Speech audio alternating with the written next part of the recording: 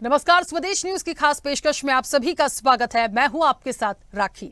मध्य प्रदेश के मुख्यमंत्री डॉक्टर मोहन यादव 4 दिवसीय जापान यात्रा पूरी कर शनिवार को स्वदेश लौटे। मुख्यमंत्री डॉक्टर मोहन यादव ने अपनी जापान यात्रा को काफी सफल बताते हुए कहा कि 4 दिन की जापान यात्रा के दौरान व्यापार व्यवसाय बढ़ाने पर सार्थक चर्चा हुई है। जापान की कई बड़ी कंपनियां मध्य प्रदेश के साथ जुड़ना चाह रही हैं। जापान की वैश्विक कंपनियों ने मध्य प्रदेश में निवेश के लिए रुचि दिखाई है। मुख्यमंत्री ने बताया कि जापान यात्रा के दौरान मध्य प्रदेश में हाई स्पीड रेल कॉरिडोर की संभावनाओं के अध्ययन पर चर्चा हुई है। साथ ही स्मार्ट ट्रांसपोर्टेशन सिस्टम के विकास और लॉजिस्टिक्स में जापानी मॉडल को अपनाने पर भी सहमति बनी है। उन्होंने बताया कि जापानी निवेशकों और उद्योगपतियों को भोपाल में 24 और 25 फरवरी को होने वाली ग्लोबल इन्वेस्टर्स समिट में शामिल होने का आमंत्रण दिया है। कई प्रमुख कंपनियां आगामी समिट में हिस्सा लेंगी, जिससे निवेश के लिए नए अवसर खुलेंगे। Madhya Pradesh global investors summit 2025 वैश्विक निवेश का एक अभूतपूर्व मंच बनने जा रहा है। देखिए हमारी ये खास रिपोर्ट। निवेश के लिए सबसे विशेष अपना मध्य प्रदेश। एमपी जापान की साझेदारी प्रदेश को देगी नई गति। कई बड़ी जापानी कंपनियों ने निवेश को लेकर दिखाई रुचि। अब जापान के मॉडर्न मॉडल पर होगा मध्य प्रदेश का विकास। मध्य प्रदेश के मुख्यमंत्री डॉक्टर मोहन यादव जापान से मध्य प्रदेश के लिए बड़ी खुशखबरी लाए हैं। उनकी 4 दिवसीय यात्रा के दौरान जापान की कई बड़ी कंपनियों ने यहां निवेश करने में गहरी रुचि दिखाई है। राज्य में जापान मध्य प्रदेश औद्योगिक सहयोग फोरम की स्थापना के प्रस्ताव को मंजूरी मिली है। प्रदेश में जल्द जापानी इंडस्ट्रियल पार्क, कौशल विकास केंद्र और स्मार्ट मैन्युफैक्चरिंग हब की स्थापना हो सकती है। इसके अलावा सरकार ने राज्य में जापान प्लस सेल स्थापित करने का फैसला किया है। इसके तहत एक डेडिकेटेड टीम जापान के निवेशकों के साथ संपर्क और फॉलो अप करेगी। इतना ही नहीं, प्रदेश के विकास के लिए अब यहाँ जापानी मॉडल अपनाया जाएगा। इस तरह मोहन सरकार के मिशन ज्ञान यानी गरीब युवा अन्नदाता नारी शक्ति को पूरा करने में जापान बड़ी भूमिका अदा कर सकता है। जापान के निवेश करने से प्रदेश में औद्योगिक विकास, रोजगार, स्वरोजगार सहित कई सेक्टर में जबरदस्त बदलाव आ जाएगा। मुख्यमंत्री डॉक्टर मोहन यादव ने इस यात्रा के दौरान जापान के उद्योगपतियों, निवेशकों को ग्लोबल इन्वेस्टर्स समिट का न्योता भी दिया। जापान बिजनेस फेडरेशन से लगा करके Technocraft limited, Tokyo interactive session, लगातार हमने मेडिकल डिवाइस और याको गावा इलेक्ट्रॉनिक्स कारपोरेशन से लगाकर इन सबसे रणनीतिक आधार पर व्यापार व्यवसाय की बड़ी संभावना पे हमने काम किया है, जिसमें खास करके जैसे किटामुरा केमिकल्स, ये रसायन उद्योग में बड़ी हमने संभावना दिखाई है। निप्पाई कोई इंजीनियरिंग में, एप्सन इलेक्ट्रॉनिक्स में, मित्सुई ऊर्जा में रसायन में, हिताची विद्युत उपकरण में, नोकिया आईटी हार्डवेयर में, सुमितोवा वित्त में, सोजिट्स इंजीनियरिंग में, यासुदा लॉजिस्टिक्स में, जापान लॉजिस्टिक्स में, ऐसी कई कंपनियां बड़े पैमाने पर मध्य प्रदेश के साथ जुड़ना चाह रही है और इन सबको निमंत्रण दिया है हमने। 4 दिन की इस यात्रा में हमारे अपने वहां के प्रवासी भारतीय भी काफी अच्छी जापान में भूमिका बनाते हैं और वो भी आकर के निवेश करने के लिए हमारे साथ जुड़ने को तैयार है। टोक्यो, ओसाका में रोड शो, जापानी उद्योग जगत के साथ मध्य प्रदेश में विकास की संभावना पर गहरे रुचि दिखाते हुए सभी मित्रों ने संकल्प किया कि वो जापान में भी काम करेंगे और मध्य प्रदेश में भी करेंगे। और साथ ही साथ ग्लोबल इन्वेस्टर समिट के लिए भी हमने निमंत्रण दिया और अधिकांश लोगों ने आने की अपनी स्वीकृति भी दी। जापान दौरे से लौटे मुख्यमंत्री डॉक्टर मोहन यादव ने बताया कि मध्य प्रदेश की ये महत्वपूर्ण जापान यात्रा राज्य के लिए अनेक संभावनाएं लेकर आई है। टोक्यो और ओसाका में आयोजित बैठकों, रोड शो में जापानी कंपनियों ने मध्य प्रदेश में गहरी रुचि दिखाई है। जापान भारत का 5वां सबसे बड़ा निवेशक है, जिसने पिछले 2 दशकों में भारत में $38 बिलियन से अधिक का प्रत्यक्ष विदेशी निवेश किया है। दोनों देशों के बीच द्विपक्षीय व्यापार लगभग $20 बिलियन का है, जो निरंतर बढ़ रहा है। मध्य प्रदेश और जापान के बीच मजबूत व्यापारिक रिश्ते रहे हैं।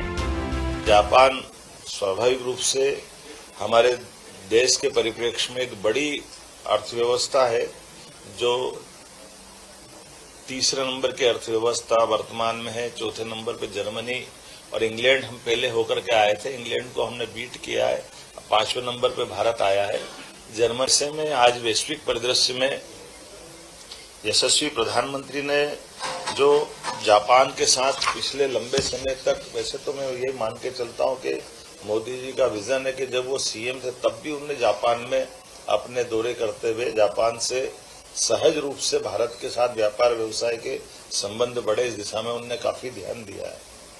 और सभी प्रधानमंत्रियों के साथ माननीय प्रधानमंत्री जी के बहुत अच्छे संबंध रहे हैं। हम भी जब आज 4 दिन की यात्रा के पास आ रहा हूं तो मान के चलूंगा कि जहां जहां टोक्यो, ओसाका, जहां हमने रोड शो किए, संपर्क किया, हर स्थान पर बड़े पैमाने पर जापान के साथ निवेश की सभी क्षेत्रों में बड़ी संभावना है। जापान को होने वाला निर्यात लगातार बढ़ रहा है। मुख्यमंत्री डॉक्टर मोहन यादव ने बताया कि मध्य प्रदेश में पहले से ही कई जापानी कंपनियां सफलतापूर्वक काम कर रही हैं। ब्रिजस्टोन ने पीथमपुर में विश्वस्तरीय टायर प्रोडक्शन प्लांट लगाया है। ये प्लांट रोजगार सृजन और निर्यात में महत्वपूर्ण योगदान दे रहा है। पैनासोनिक जैसी दिग्गज कंपनी ने प्रदेश में अपनी उपस्थिति दर्ज कराई है। एनएसके, सानो और कामात्सु जैसी जापानी कंपनियां भी प्रदेश में काम कर रही हैं। ये कंपनियां ऑटोमोटिव और मशीनरी क्षेत्र में अहम योगदान दे रही हैं। मध्य प्रदेश से जापान को होने वाला निर्यात निरंतर बढ़ रहा है। उन्होंने कहा कि जापान यात्रा के दौरान बैठकों से इन व्यापारिक संबंधों को और मजबूती मिलेगी, साथ ही नए निवेश और व्यापारिक अवसर भी खुलेंगे। बड़े स्थान पर कई सारी कंपनियां जैसे ब्रिजस्टोन जो ऑलरेडी हमारे साथ विश्व स्तरीय टायर उत्पादन में उनका अपना स्थान है, वो पीथमपुर में हमारे साथ काम कर रही है। लेकिन एक और बड़ा इन्वेस्टमेंट का उन्होंने आश्वासन दिया है। पैनासोनिक जैसे दिग्गज कंपनियां हैं, एनएसके, सानो, कामात्सु इत्यादि जापानी कंपनियां जो ऑटोमोटिव और मशीनरी क्षेत्र में अपना योगदान दे रही है। मुख्यमंत्री डॉक्टर मोहन यादव ने बताया कि टोक्यो की गवर्नर यूरिको कोइको के साथ हुई बैठक ऐतिहासिक थी। कोइको के साथ सरकार की बैठक में शहरी विकास के नए आयामों पर चर्चा हुई, जिसमें टोक्यो मेट्रोपॉलिटन गवर्नमेंट की विशेषज्ञता का लाभ प्रदेश के शहरों को मिलेगा। भोपाल और इंदौर के लिए मेट्रो रेल प्रौद्योगिकी, स्मार्ट सिटी समाधान, जल प्रबंधन और कचरा प्रबंधन में विशेष सहयोग प्राप्त होगा। मुख्यमंत्री ने कहा कि टोक्यो के विकास मॉडल को प्रदेश में अपनाने की दिशा में ये एक महत्वपूर्ण कदम है। उन्होंने बताया कि जापान के विदेश मंत्रालय में संसदीय उपमंत्री हिसाशी मात्सुमोतो के साथ भी बैठक हुई है। इस बैठक में प्रदेश में जापानी निवेश को सुगम बनाने के लिए विशेष प्रयास करने पर सहमति बनी। व्यापार मिशन का आदान प्रदान, कौशल विकास में जापानी विशेषज्ञों की भागीदारी, जापान मध्य प्रदेश औद्योगिक सहयोग फोरम की स्थापना के प्रस्ताव को मंजूरी मिली है। जापान के विदेश मंत्रालय में उच्च स्तरीय वार्ता हुई, जिसमें उनके उपमंत्री श्रीमान हिसाशी मात्सुमोतो के साथ हमारी बैठक हुई, जिनने अपनी विदेश नीति, अंतर्राष्ट्रीय व्यापार नीति को लेकर के बात कही और जापानी निवेश को सुगम बनाने के लिए विशेष रूप से व्यापार मिशन का आदान प्रदान, कौशल विकास में जापानी विशेषज्ञता की भागीदारी, जापान मध्य प्रदेश औद्योगिक सहयोग फोरम की स्थापना इत्यादि प्रस्तावों पर विस्तार से उनके साथ बात हुई। सीएम डॉक्टर मोहन यादव ने बताया कि जापान के भूमि बुनियादी ढांचा मंत्रालय के मंत्री यासुशी फुरुकावा के साथ बैठक में कई महत्वपूर्ण निर्णय लिए गए, जिसमें मध्य प्रदेश में हाई स्पीड रेल कॉरिडोर की संभावनाओं का अध्ययन किया जाएगा। स्मार्ट ट्रांसपोर्टेशन सिस्टम के विकास और लॉजिस्टिक में जापानी मॉडल को अपनाने पर सहमति बनी। ग्रीन इंफ्रास्ट्रक्चर में विशेष सहयोग से प्रदेश में सतत विकास को बढ़ावा मिलेगा। इसके अलावा the Japan external trade organisation JETRO के अध्यक्ष सुसुमु काताओका के साथ बैठक में व्यापार और निवेश को बढ़ावा देने के लिए विशेष फ्रेमवर्क पर सहमति बनी। जेट्रो से प्रदेश में अपना कार्यालय स्थापित करने की अपील की गई है। साथ ही JICA Japan international cooperation agency के वरिष्ठ उपाध्यक्ष शोहेई हारा के साथ बैठक में विकास परियोजनाओं पर महत्वपूर्ण चर्चा हुई। सरकार ने JICA के सामने भोपाल, इंदौर, उज्जैन शहरी परिवहन, जापानी औद्योगिक पार्क, जल संरक्षण, शहरी नवीनीकरण, कौशल विकास और कृषि तकनीक में नई परियोजनाओं का प्रस्ताव रखा। इनके अलावा सरकार की Toyota, Bridgestone, Sysmex, Panasonic energy, Uniqlo, Ebara corporation, Nitori holdings, Yokogawa electronic corporation, health care company A&D, Japan business federation, Technocraft limited कंपनियों से भी 1-to-1 बातचीत हुई। जेट्रो के अध्यक्ष श्रीमान सुसुमु काताओका के साथ भी बैठक में व्यापार व्यवसाय को बढ़ाने की बात हुई। जेट्रो अपने आप में एक बड़ी उनकी अपनी व्यापार व्यवसाय की जापानी कंपनियों को लेकर के एक बड़ा फोरम है, जिसके आधार पर व्यापार व्यवसाय की जायका का भी इसी प्रकार से हमको जायका के उपाध्यक्ष श्री सोहेई हारा के साथ विकास परियोजना पर विस्तार से बात हुई। आपकी जानकारी के लिए बता दूं, श्री हारा ने बताया गर्व के साथ कि मुझे के साथ अपने उनने कार्यकाल में बिताया है, इसलिए उनकी आत्मीय यादें भी जुड़ी हुई है। और उनने कहा सिल्क उत्पादन, स्वास्थ्य परियोजना, बिजली पारेषण, ऐसे में जायका बड़ी योगदान दे सकता है। हमने भी उनसे इंदौर उज्जैन के शहरी परिवहन, जापानी औद्योगिक पार्क, जल संरक्षण, शहरी नवीनीकरण, कौशल विकास, कृषि तकनीक, ऐसी कई नई परियोजनाओं पर लेकर के विस्तार से बात कही है, जिसके बारे में हमको उन्होंने आश्वस्त किया कि हम इसके आपके साथ काम करेंगे। टोयोटा बड़ी मोटर कारपोरेशन है, उसने भी भविष्य में एमपी के साथ जुड़ने के लिए, जैसे हमने कहा कि मध्य प्रदेश में नेशनल ऑटोमोटिव टेस्ट ट्रैक्स की उपलब्धता है और ईवी का भी मैन्युफैक्चरिंग हब हमारा अपना मध्य प्रदेश बन रहा है, तो बड़े पैमाने पे टोयोटा के साथ भी ऑटोमोबाइल सप्लाई चेन बनाने के लिए टोयोटा कंपनी ने अपने इन्वेस्टमेंट की दृष्टि से काफी अच्छी बात की है। सीएम डॉक्टर मोहन यादव ने बताया कि टोक्यो में उद्योगपतियों के साथ इंटरैक्टिव सेशन शानदार रहा। Celebrating India Japan relationship focus Madhya Pradesh road show में जापान की प्रमुख कंपनियों और व्यापारिक संगठनों ने भाग लिया। इसके दौरान मध्य प्रदेश के औद्योगिक विकास, निवेश नीतियों और विशेष क्षेत्रों फार्मा, टेक्सटाइल, ऑटोमोटिव और खाद्य प्रसंस्करण में अवसरों पर प्रस्तुतियां दी गईं, जिनमें प्रतिभागियों ने राज्य की बुनियादी सुविधाओं, कुशल श्रम शक्ति और व्यापार सुगमता में विशेष रुचि दिखाई, जिसमें Kitamura chemicals, Nippon Koei engineering, Epson, Mitsui, Hitachi, Nokia, Sumitomo, Sojitz engineering, Yasuda logistic और जापान लॉजिस्टिक जैसी कंपनियों ने भाग लिया। इसी तरह ओसाका में हुए रोड शो में Yumeya Hachiman, Yahaka engineering, Alpine Japan, Miki corporation, Daios, Osaka gas, Koizumi apparel, Morabu Hanshin, Kubota, Kansai paint कंपनियां शामिल हैं। मुख्यमंत्री डॉक्टर मोहन यादव ने बताया कि राज्य को वैश्विक निवेश का प्रमुख केंद्र बनाने के लिए हमने मध्य प्रदेश औद्योगिक विकास निगम में जापान प्लस सेल की स्थापना करने का फैसला किया है। ये सेल जापान के निवेशकों के साथ संपर्क का नियमित फॉलोअप करेगी। सीएम डॉक्टर मोहन यादव ने बताया कि जापान यात्रा न केवल निवेश और तकनीकी सहयोग का एक नया अध्याय है, बल्कि ये दो संस्कृतियों के मिलन से विकास की एक नई कहानी लिख रही है। आने वाले समय में मध्य प्रदेश और जापान की ये साझेदारी भारत के विकास में एक नया मॉडल स्थापित करेगी। क्यों खास होगी GIS, क्या और कैसी है तैयारी? सीएम डॉक्टर मोहन यादव ने बताया कि ग्लोबल इन्वेस्टर समिट 2025 24 और 25 फरवरी को भोपाल में होगी।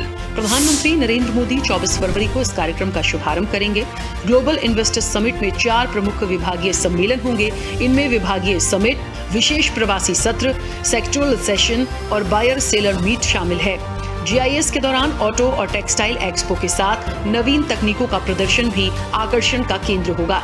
एक जिला एक उत्पाद की अनूठी प्रदर्शनी राज्य की विविधता को दर्शाएगी। स्पेशल रिपोर्ट, स्वदेश न्यूज। चलिए, तो मध्य प्रदेश के मुखिया हैं डॉक्टर मोहन यादव, उनकी जापान से वापसी हो गई है और खुशखबरी लेकर आए हैं।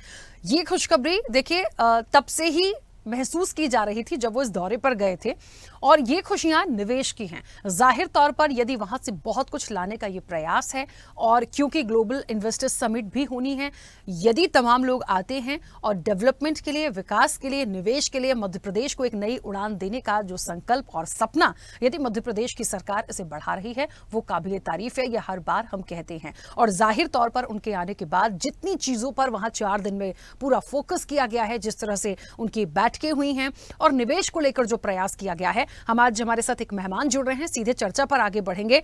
आर्थिक विश्लेषक हैं लोकेश भारतीय। लोकेश जी, बहुत स्वागत हमारे साथ चर्चा में जुड़ने के लिए। और लोकेश जी, क्योंकि आप एक आर्थिक विश्लेषक हैं, मुझे लगता है मुख्यमंत्री डॉक्टर मोहन यादव की 4 दिन की जापान जो यात्रा थी, उनका वहाँ कई बैठकें हुई हैं, हेल्थ को लेके बात हुई है, ऊर्जा सेक्टर के लिए बात हुई है। ओवरऑल देखा जाए तो कैसे निवेश को ला सकते हैं, ये जो जापान और भारत की और मध्य प्रदेश अब तक उस साझेदारी को लाकर दिखाने का जो प्रयास है, जाहिर तौर पर वो कितना सफल आप देखते हैं। और जितने सेगमेंट पर बात हुई है, जितना लाने की कोशिश की गई है, किस तरह से उसे इकोनॉमी की दृष्टि से आप देखते हैं मध्य प्रदेश के लिए?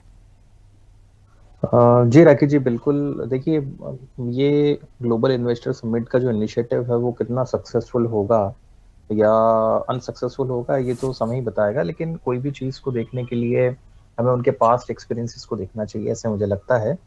और सबसे पहले तो मैं बहुत खुश हूँ इस चीज़ को लेके कि ग्लोबल इन्वेस्टर समिट जो है वो एक बार फिर से मध्य प्रदेश में हो रहा है। और वैसे तो मैं लोकलाइड हूँ इंदौर से, मैंने काफ़ी इन्वेस्टर समिट्स देखी हैं, स्पेसिफिकली ग्लोबल इन्वेस्टर समिट्स ही देखी हैं। तो आज हमारे स्वदेश न्यूज़ के दर्शकों के लिए कुछ डेटा मैंने एकत्रित किया है, मैं एक एक करके आप लोगों के साथ में साझा करता हूँ। देखिए, सबसे पहले तो ये कोई पहली इन्वेस्टर समिट नहीं है जो मध्य प्रदेश में हो रही है। इसके पहले भी बहुत सारी इन्वेस्टर समिट्स हुई हैं, लेकिन जो हमारे काम की चीज़ें हैं हमें उस पर ध्यान देना चाहिए। सबसे पहले बात करते हैं जैसे कि निवेश के जो प्रस्ताव हैं वो ज़मीनी हकीकत पे आके कितने ज़्यादा कारगर साबित होंगे। तो पिछले इन्वेस्टर समिट जो हुई थी 2019 में, तो 2019 में लगभग 2.3 लाख करोड़ से अधिक निवेश जो है प्रस्तावित किए गए थे। लेकिन ज़मीनी स्तर पे जो निवेश हुआ वो कंपैरेटिवली बहुत कम हुआ है। इस बार मैं आप लोगों को सोर्सेज भी बताते चलता हूँ ताकि हमारी जो जनता है जो देख रही है वो भी अपने लेवल पे एक बार इसको क्रॉस चेक कर पाए और ऑथेंटिसिटी भी बनी रहे। तो Madhya Pradesh industrial development report जो है वहां से मैं बात कर रहा हूँ। उसके अलावा अगर 2014 से 18 की मैं बात करूं, है ना, तो हम लोगों ने लगभग 60% एमओयू साइन किए थे। और वो 60% एमओयू जो है वो जमीनी हकीकत पे अगर हम लोग देखें तो वो इन्वेस्टमेंट में कन्वर्ट नहीं हो पाए। कहने का मतलब यह है कि अगर 100 लोग आए थे उसमें से 60 लोगों के साथ अगर हम लोगों ने एमओयू साइन किया, मेमोरेंडम ऑफ अंडरस्टैंडिंग किया है फॉर इन्वेस्टमेंट, तो वो इन्वेस्टमेंट जो है वो कन्वर्ट नहीं हो पाया, मतलब एमओयू इन्वेस्टमेंट में कन्वर्ट नहीं हो पाया। ठीक है, तो यहाँ पे मेरा एक सजेशन राखी जी ये है कि हमें एमओयू की बजाय रेक्टिफिकेशन पे ध्यान देना चाहिए। तो पार्लियामेंट्री प्रोसीजर में एक प्रोसेस होती है जिसमें हम लोग एमओयू की बजाय रेक्टिफिकेशंस लेते हैं। जैसे अगर आपने कोप 21 का नाम सुना हो, पेरिस एग्रीमेंट हुआ था, तो वो एक रेक्टिफाइड एग्रीमेंट है। और रेक्टिफिकेशन में क्या होता है कि अगर आज बीजेपी गवर्नमेंट है, कल कोई दूसरी गवर्नमेंट आ जाती है, तो ये जो इन्वेस्टमेंट्स होती हैं एमओयू के जरिए वो जनरली क्या हो जाती हैं, कॉलेप्स हो जाती हैं यहाँ पर। जैसे इसके पहले हमारे जो एक्स सीएम थे कमलनाथ जी, है ना, तो हो सकता है कि उनके कार्यकाल में कुछ ऐसी संभावना आई हो तो एमओयू जो ये मैं संभावना तहत कह रहा हूँ, तो एमओयू जो होता है उसकी एक लिमिटेशन होती है। तो माननीय डॉक्टर मोहन यादव जी से मेरा आग्रह रहेगा, अगर वो आपके चैनल के माध्यम से इस चीज को सुन रहे हैं, तो कि एमओयू के बजाय अगर वो रेक्टिफिकेशन पे ध्यान दे तो एक बहुत अच्छी प्रोसेस होगी। तो आने वाले लंबे समय तक जो है डॉक्टर मोहन जी को जो है याद किया जाएगा। दूसरी चीज अगर हम लोग बात करें कि देखिए ये पूरा जो आयोजन किया जा रहा है उसका मेन ऑब्जेक्टिव क्या है। उसका मेन ऑब्जेक्टिव है कि किस प्रकार से रोजगार सृजित किए जाए, चाहे मध्य प्रदेश हो चाहे हमारा देश हो। सबसे बड़ी जो समस्या है राखी जी वो मुझे लगता है रोजगार की है। तो रोजगार सृजन नहीं हो पा रहा है, तो जो इन्वेस्टमेंट आएंगी उनसे किस प्रकार से रोजगार सृजन हो। अब देखिए एक CMIE जो है वो इसके ऊपर ऑलरेडी रिसर्च कर चुकी है। और हुआ क्या था कि सरकार का दावा था कि वो 2014 में जो इन्वेस्टर समिट हुई थी इसके पहले मध्य प्रदेश में, तो उसमें उनका मानना था कि हम 20% नौकरियां जो है वो सृजित करेंगे। अब ग्राउंड लेवल पे क्या हुआ, जब इसकी रिपोर्ट आती है और CMEI जब इसकी रिपोर्ट जारी कर रहा है, तो 2019 से लेके 2023 तक की अगर हम लोग बात करें तो जो बेरोजगारी की दर है मध्य प्रदेश में वो 7.2% थी, वो बढ़ के हो गई 8.5%।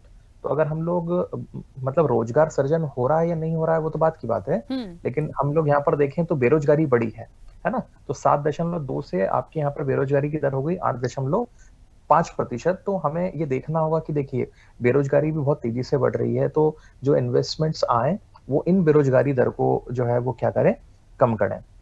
उसके अलावा 2014 में ही मुकेश अंबानी जो है वो आए थे, गौतम अडानी यहाँ पर आए थे, बड़े बड़े दिग्गज यहाँ पर आए मध्य प्रदेश में, और उन्होंने कहा कि हम लोग बड़े लेवल पे इन्वेस्टमेंट करेंगे।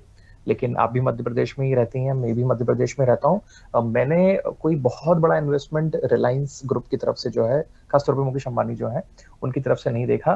तो ये समस्याएं हैं, है ना, ये समस्याएं जैसे आपने आपकी रिपोर्ट में भी एक ऑर्गेनाइजेशन है उसका जिक्र किया है जेट्रो।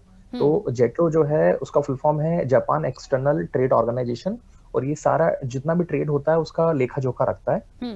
तो उसी की साइट से मैं आपको डेटा बता रहा हूँ कि मध्य प्रदेश में अगर हम लोग देखें तो एक एक जमीनी हकीकत यह है कि हम लोग लैंडलॉक्ड हैं, और ये जापानीज कंपनीज के लिए बहुत बड़ी लिमिटेशन है। ऐसा नहीं है कि मध्य प्रदेश में जापानीज कंपनी जो है वो कार्यरत नहीं है, जैसे ब्रिजस्टोन का नाम आपने सुना होगा, वो कार्यरत है।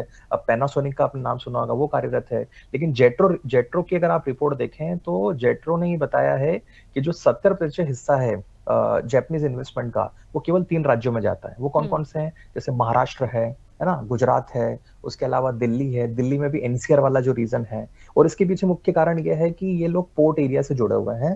तो जापानीज कंपनी को जो कॉस्ट बेनिफिट एनालिसिस है और ऑपरेटिंग कॉस्ट कंपैरेटिवली कम होता है, तो इससे रेवेन्यू उनका बढ़ जाता है, और रेवेन्यू की वजह से उनका प्रॉफिट भी बढ़ता है। तो it's a win win situation for both. मतलब अच्छा लोकेश जी, क्योंकि 24 और 25 फरवरी ग्लोबल इन्वेस्टर समिट होनी है। देखिए, हर निवेश की दृष्टि से जब जब ये समिट होती है बहुत महत्वपूर्ण होती है। जो आते हैं उद्योगपति वो भी बहुत सारी चीजों को लेकर आते हैं, और मध्य प्रदेश में यदि तमाम चीजें हैं तो मध्य प्रदेश में कितना इन्वेस्ट हो जाएगा, कितना निवेश आ जाएगा, कितना हम विकास की एक ग्रोथ की तरफ बढ़ेंगे, ये बहुत महत्वपूर्ण होता है। जापान से आने के बाद और तमाम ऑर्गेनाइजेशंस में जिस तरीके से उनकी मुलाकात हुई है, बैठकें हुई हैं, कई कंपनियों के साथ बातचीत हुई है, ये उनको आमंत्रित भी किया गया, और पूरी उम्मीद है कि समिट में वहां से जो जापान के जो उद्योगपति हैं, जो बाकी लोगों से बातचीत हुई है, उनको जो आमंत्रित किया गया है, और कुछ कंपनियां जिनसे वाकई में एक टाई अप की पूरी उम्मीद है कि हाँ कुछ अच्छा मिलेगा, यदि वो यहाँ पर सक्सेसफुली इस समिट में हो जाता है, जैसा कि उम्मीद अभी तक यही जताई जा रही है, ये मध्य प्रदेश के लिए कितने फायदेमंद होगा, बस वो जानना चाहते हैं। राखी जी, निश्चित रूप से बहुत ज्यादा फायदेमंद होगा, क्योंकि क्या हो रहा है कि यहाँ पर कोई भी कंपनी अगर बाहर से हमारे यहाँ के निवेश करती है, तो उससे आप ऐसे समझिए इसको साधारण सी भाषा में कि बाहर का पैसा हमारी इकोनॉमी में आ रहा है। हाँ। हम लोगों को कोई एडिशनल पैसा नहीं लगाना पड़ रहा, और हमारी इकोनॉमी से पैसा जा नहीं रहा है। तो जब बाहर से कोई इकोनॉमी में पैसा आता है, तो उससे इकोनॉमी को सबसे बड़े लेवल पे जो फायदा मिलता है वो ये मिलता है कि वहाँ का इंफ्रास्ट्रक्चर बूस्ट हो जाता है। देखिए, अगर जापानीज कंपनी यहाँ पर आएगी तो सबसे पहले अपने लिए क्या देखेगी, क्या वो यहाँ पर उचित पर्यावरण है, यहाँ पर वो इंफ्रास्ट्रक्चर है, अगर नहीं है तो वो डेवलप करने की कोशिश करेगी, चाहे तो पीपी मॉडल के थ्रू भी करें या सरकार उसमें हेल्प करें। तो अल्टीमेटली क्या होता है कि ऐसे से जो प्रदेश है उसका फायदा हो जाता है। दूसरा, अगर हम लोग देखें तो रोजगार सृजन होगा, ऑब्वियसली, जिसकी हम लोग अभी बात भी कर रहे थे कि मध्य प्रदेश में अगर हम लोग देखें तो बेरोजगारी की दर बढ़ी है, तो बेरोजगारी की दर कम होगी। कल आपने देखा होगा जो बजट आया, तो बजट में भी माननीय सीतारमण जी ने कहा कि 12 लाख रुपए तक अगर आप कमा रहे हैं तो आपको टैक्स नहीं देना है। एग्जैक्टली 12.75 लैक्स है। तो होगा क्या इससे कि जो लोगों की जो आय है, आय के सृजन जो है वो बढ़ेंगे, सृजन के मौके बढ़ेंगे, और इस तरह की जो कंपनी आएंगी सबसे ज्यादा जो फायदा मिलता है वो मिलता है टेक्नोलॉजिकल ट्रांसफर्स का। देखिए, आज आप और हम लोग बात कर रहे हैं, है ना, मैं स्टूडियो में नहीं हूँ, लेकिन फिर भी इस टेक्नोलॉजी के माध्यम से हम लोग क्या कर पा रहे हैं, एक दूसरे से इंटरेक्ट कर पा रहे हैं। और ये टेक्नोलॉजी जो है ना, ये टेक्नोलॉजी ने हम लोग को मिलाया है। तो जापानीज एक बहुत एडवांस्ड कंट्री है ना। जैसे हम लोग इकोनॉमिक्स में समझाते हैं रॉस्टो के स्टेजेस होती है, तो उसमें 5th स्टेज पे आज जापान है, अमेरिका है। तो ऐसे देशों के साथ में संपर्क में अगर हम लोग रहेंगे तो क्या होगा ना कि हमारा ही अल्टीमेटली उससे फायदा है। तो निश्चित रूप से मध्य प्रदेश को जो है आर्थिक रूप से, सामाजिक रूप से, शैक्षणिक रूप से, है ना, सांस्कृतिक रूप से अगर हम लोग देखें कि ये व्यापार क्या है, एक प्रकार के संबंध होता है। ठीक है लोकेश, हर लेवल पे हम लोग आगे बढ़ेंगे। ठीक है लोकेश जी, बहुत शुक्रिया हमारे साथ जुड़ने के लिए, पूरी बातचीत के लिए। देखिए, कई सुझाव भी उन्होंने दिए हैं, कई चीजें भी ऐसी बताई हैं जिस पर फोकस किया जाएगा तो बहुत अच्छा हो सकता है। लेकिन एक बात तो है कि निवेशकों का बढ़ा विश्वास, और जापान यदि साथ है, मध्य प्रदेश तक आ रहा है निवेश, तो उसका स्वागत करना है। ग्लोबल इन्वेस्टर समिट में बहुत सारी चीजें और आएंगी। मुझे लगता है ये प्रयास सरकार का काबिल तारीफ है। हमने शुरू से कहा है, देखिए आगे और एक नई उड़ान मध्य प्रदेश के लिए किस तरह से सामने आती है। फिलहाल खास पेशकश में इतना ही। बने रहिए स्वदेश न्यूज के साथ, सबसे पहले देश। ऐसे ही वीडियोस के लिए लाइक करें, शेयर करें, फॉलो करें। YouTube पर जाकर सब्सक्राइब कर बेल आइकन दबाना ना भूलें, और ताजा अपडेट्स के लिए स्वदेशलाइव.com पर जरूर जाएं।